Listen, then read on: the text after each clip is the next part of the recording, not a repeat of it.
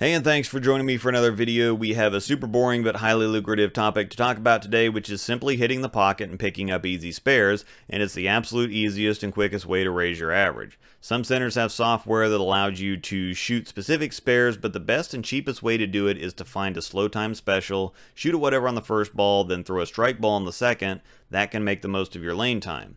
Now, whether you're wanting to improve, take advantage of the handicap you have now, be more consistent, or start making real money in tournaments, spares are the key. So because it's been illustrated super clearly for me the last couple months, that's what we're going to talk about. The vast majority of scratch bowlers have a super fragile psyche when it comes to handicap bowlers for some reason.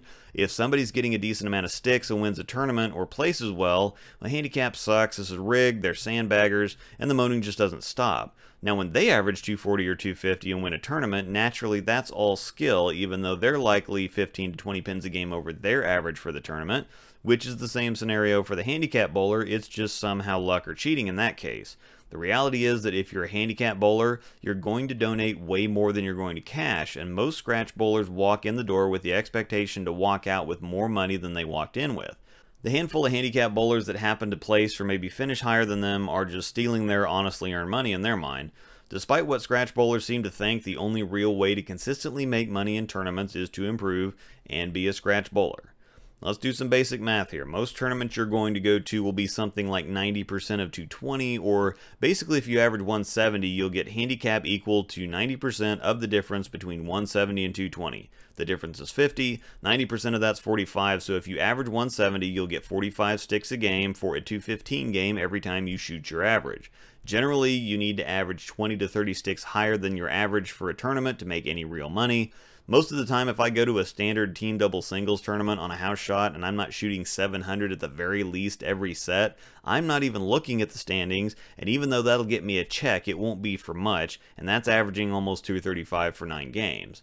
In order for a 170 average to average 235 with handicap for 9 solid games, they have to average 190 scratch. Now, if you're a 170 average bowler watching this, you know how unrealistic that sounds. Even more, if you want to make some real and legitimate money both in the tournament and in brackets, you need to average around 250. 750 won't win you singles, but 2250 in all events is going to be competitive.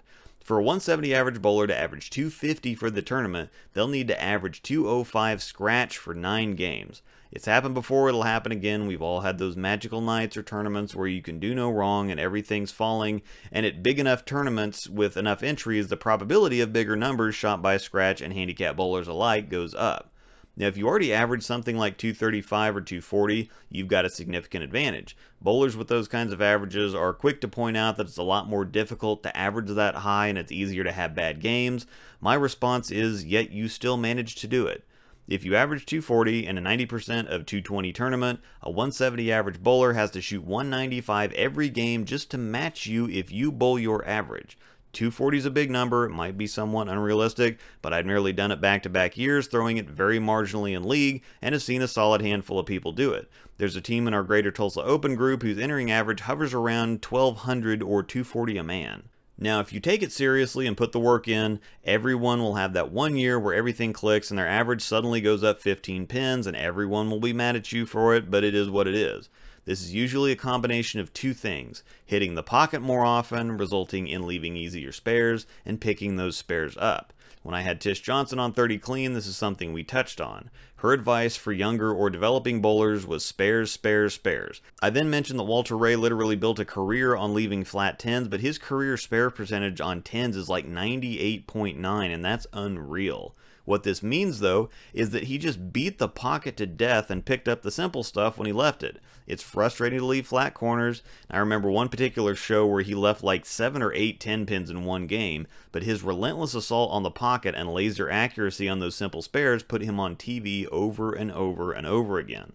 Now let's look at some more math. Every time you miss a single pin spare, it costs you at least 11 pins, 12 if you're on a string.